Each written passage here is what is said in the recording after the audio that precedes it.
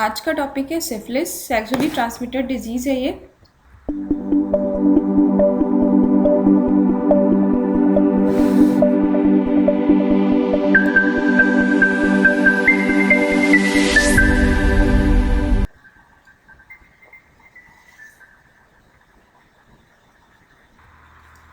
सबसे पहले देखते हैं कि सिफिलिस किस बैक्टीरिया की वजह से होता है। तो syphilis is caused by treponema pallidum transmitted by sexual intercourse. Discovered by, किसने इसकी डिस्कवरी की थी? स्कैडीन एंड हॉफमैन ने 1905 में इसकी डिस्कवरी की थी इस डिजीज़ की।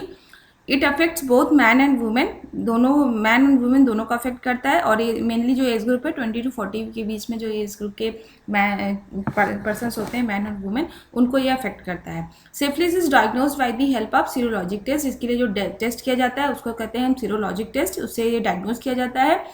इसका जो ट्रीटमेंट होता है, मेनली जो एंटीबायोटिक्स यूज होते हैं वो होते हैं पेनिसिलिन, टेट्रासाइक्लिन, डॉक्सीसाइक्लिन, लेकिन पेनिसिलिन जो है मोस्टली इफेक्टिव होता है इसके ट्रीटमेंट के लिए। अब Wasserman was one who describe test for recognising infection. इसके इन्फेक्शन के लिए जो टेस्ट जिसने रिकॉग्नाइज किया था, जिसकी खोज की थी, वो उनका नाम था वॉसरमैन।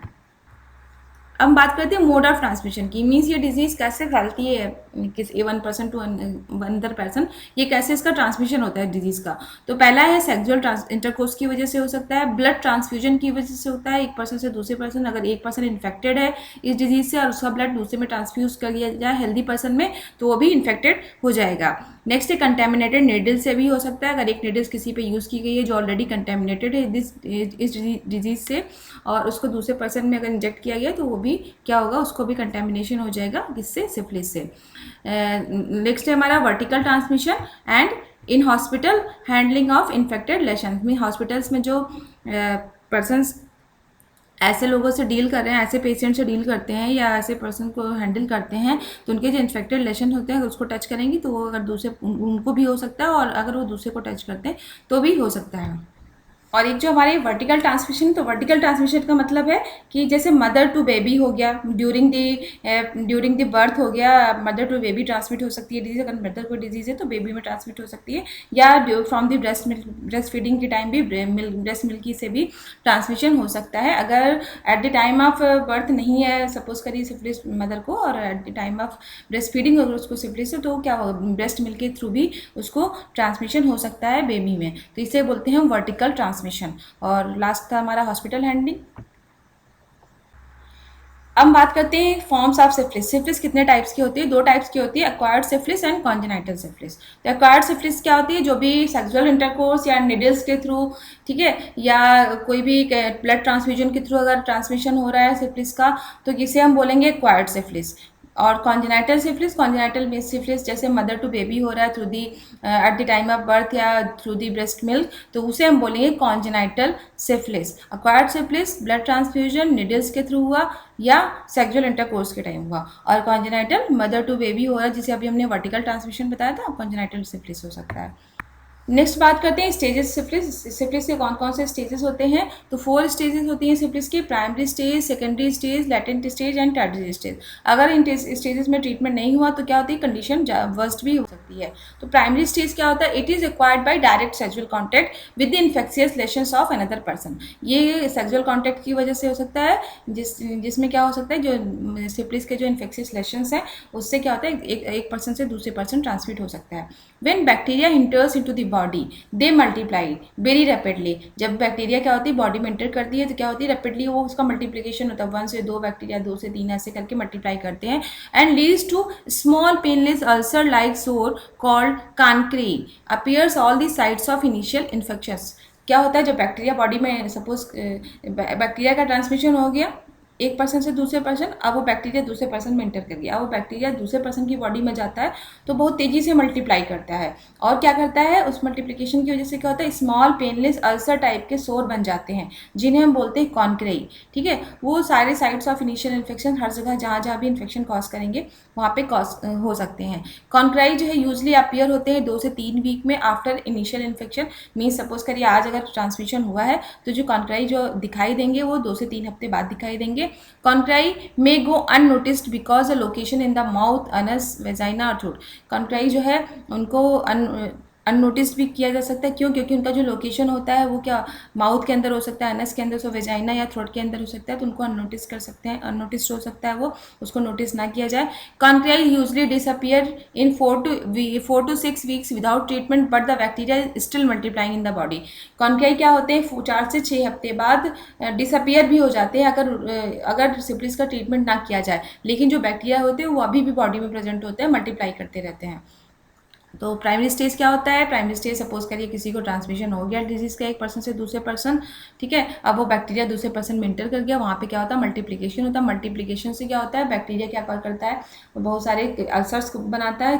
उन अल्सर्स को क्या बोलते हैं? सोर या इन सोर को क्या बोलते हैं? कॉन्क्रियाई। और कॉन्क्रियाई क्या होते हैं इन्फेक्शन से 2-3 हफ्ते बाद इनिशियली दिखाई देते हैं जो बॉडी में, लेकिन क्या होता है वो अननोटिस्ड हो जाते हैं। क्यों? क्योंकि उनका जो लोकेशन होता है वो माउथ के अंदर हो सकता है, अनस के अंदर हो सकता है, वजाइना या थ्रोट के अंदर हो सकता है, तो उनको अननोटिस्ड कर सकते हैं। ये कॉन्ट्राई क्या होते हैं इस प्राइमरी स्टेज में 4 से 6 हफ्ते बाद इन्फेक्शन के ये डिसअपियर हो जाते हैं, लेकिन बैक्टीरिया अभी भी बॉडी में रहता है और मल्टीप्लाई करता रहता है। सेकेंडरी स्टेज में क्या होता है? Secondary stage of syphilis begins few weeks two months after the primary stage. अब प्राइमरी स्टेज के कुछ हफ्ते बाद या महीनों भी लग सकते हैं, उसके बाद सेकेंडरी स्टेज स्टार्ट होती है। In secondary stage the bacteria attacks on the tissues of ectodermal region. अब क्या होगा, अभी तक हमने पढ़ा कि जो अभी तक अल्सर बन रहे थे हमारे थ्रोट वेजाइना जहाँ भी, वहाँ पे क्या हो रहा था कॉन्ट्राई बने थे, कॉन्ट्राई डिसअपियर हो गए। अब सेकेंडरी स्टेज में क्या होगा, बैक्टीरिया मल्टीप्लाई होगी, फिर क्या कौन से रीजन पर अटैक करते हैं? एक्टोडर्मल रीजन, जैसे कि स्किन है, म्यूकस मेम्ब्रेन है, सीएनएस है, वहाँ पे क्या करेंगे इन्फ्लामेशन कॉज करेंगे। In this stage bacteria multiplies and spread rapidly attacks entire the body. इस स्टेज में क्या होता है बैक्टीरिया और तेजी से मल्टीप्लाई करते हैं as compare to primary stage, और वो बॉडी के अदर पार्ट्स को भी क्या करते हैं अफेक्ट करने लगते हैं, पूरी इंटायर बॉडी को अफेक्ट करने लगते हैं। सिम्टम्स क्या होते हैं सेकेंडरी स्टेज के? रैशेस हो जाते हैं विथ फ्लैट और रेज्ड पैचेस। फ्लैट भी हो सकते हैं या रेज्ड पैचेस की तरह भी दिखेंगे। कहाँ पे? पाल्म से हथेली पर, सोल्स में और बॉडी में कहीं भी हो सकते हैं। और सिम्टम्स क्या होंगे सेकेंडरी स्टेज के? फीवर हो सकता है, ग्लैंड स्वॉलिन हो सकती है, लॉस ऑफ एपिटाइट, भूख नहीं लगती है, फटीक थकान रहेगी, एक